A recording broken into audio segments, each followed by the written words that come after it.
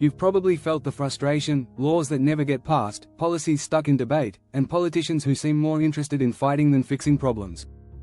But what if I told you that this gridlock isn't an accident? In fact, it's been carefully crafted over decades. Believe it or not, only about 2% of proposed bills actually become law in the US Congress. Yes, you read that right, 98% of bills are blocked, ignored, or simply never see the light of day. Why does this happen? Is it incompetence? Lack of cooperation? Or is it a deliberate strategy? In this video, we're diving deep into why political gridlock exists and why it's not a random event. You'll discover how historical decisions, money, and political tactics have kept the system stuck in a loop of inaction. We'll reveal surprising truths about how both major parties benefit from a stalled government and what this means for your vote. Ready to uncover the hidden forces at play? Keep watching. What you'll learn might change the way you think about politics forever. Chapter 1: The Silent Hand of History. How we got here. Political gridlock didn't happen overnight. In fact, it's been a slow burn that stretches back decades, if not centuries. A combination of historical events and key political decisions has shaped our current state. In the early days of American politics, there was more bipartisan cooperation. But over time, this collaboration began to dissolve.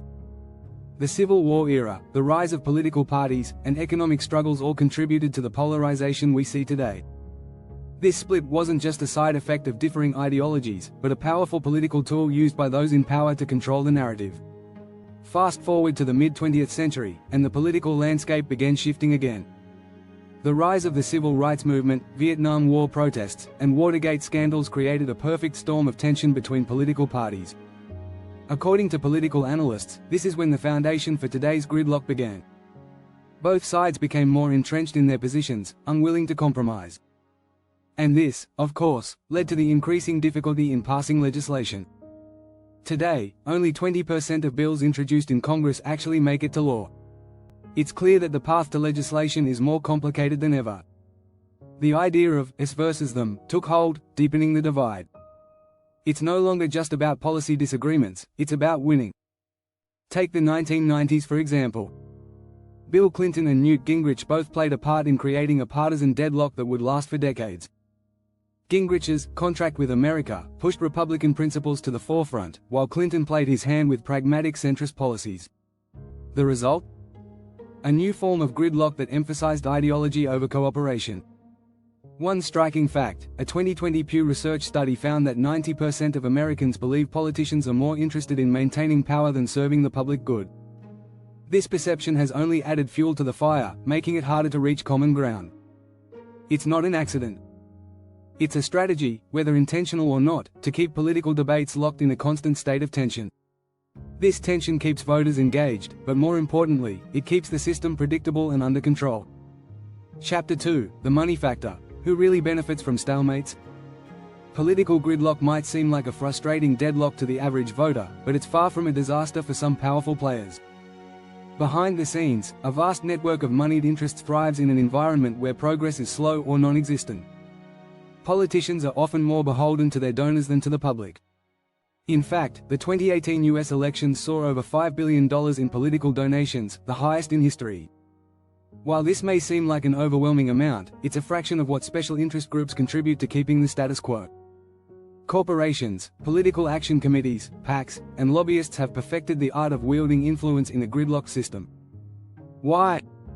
Because when nothing gets done, nothing changes. This lack of progress allows big business to continue benefiting from loopholes, tax cuts, and regulations that favor the powerful. It's far easier for corporations to thrive in a political environment where no new laws are introduced. Gridlock gives them time to adjust, reorganize, and protect their interests. Let's take a look at a familiar example: the pharmaceutical industry.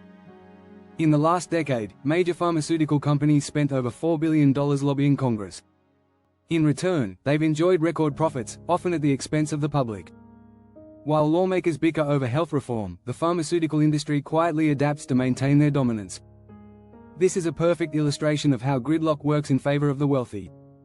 Even more surprising?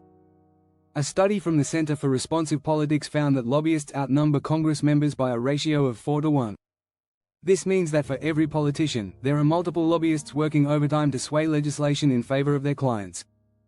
No wonder it's so difficult to break the gridlock. The system is flooded with those who benefit from it remaining exactly as it is.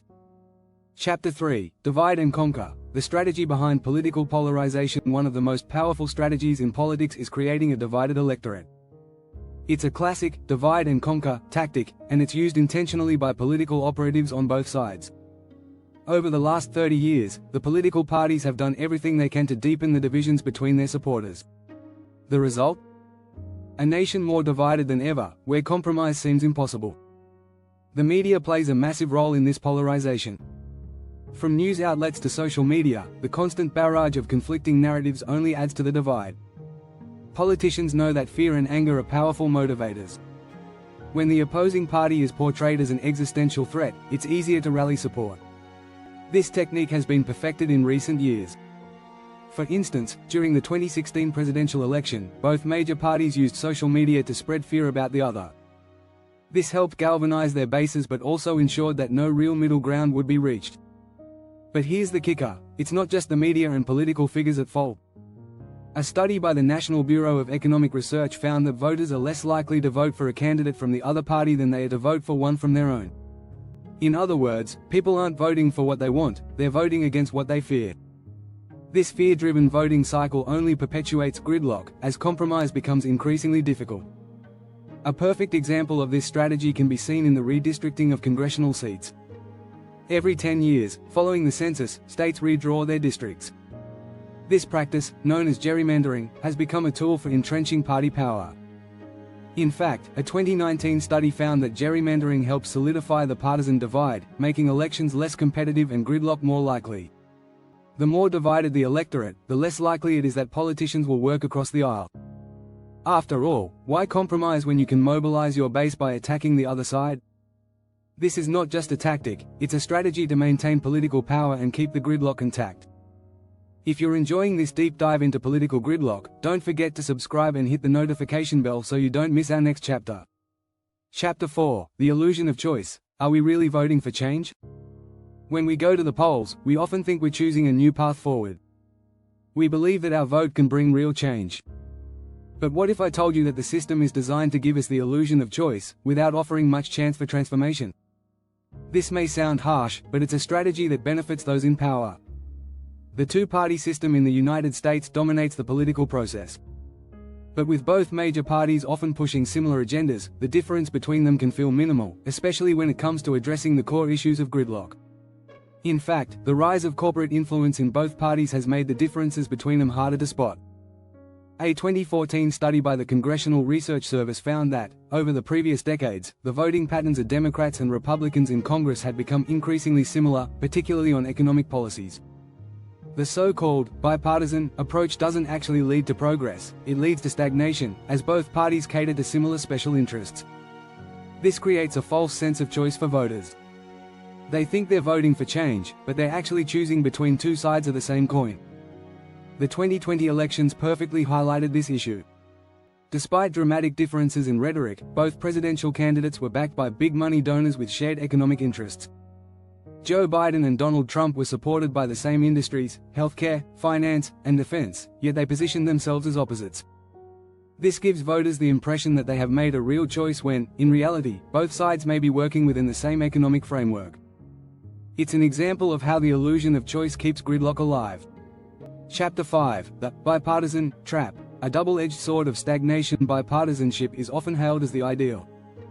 It's seen as the key to overcoming gridlock and getting things done. But what if bipartisanship is part of the problem? It turns out that the idea of cooperation between parties can sometimes be more harmful than helpful. Over the years, bipartisanship has been used as a tool to stall real change.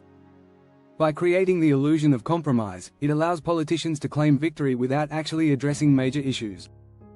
Take the Budget Control Act of 2011, for example. It was touted as a bipartisan solution to reduce the federal deficit. However, the agreement relied heavily on automatic spending cuts, which hurt social programs and left defense spending untouched. Both sides took credit for the agreement, but in reality, it didn't solve the country's fiscal problems. It only prolonged the status quo, keeping major reforms out of reach. In a sense, bipartisanship has become a double-edged sword. While it's meant to unite, it often results in watered-down policies that fail to meet the needs of the public. In recent years, there's been a rise in bipartisan bills that look great on paper but don't bring about real change. Politicians will often pass these bills to avoid facing the wrath of their base. But when both sides compromise to the point of inaction, the result is often gridlock disguised as progress.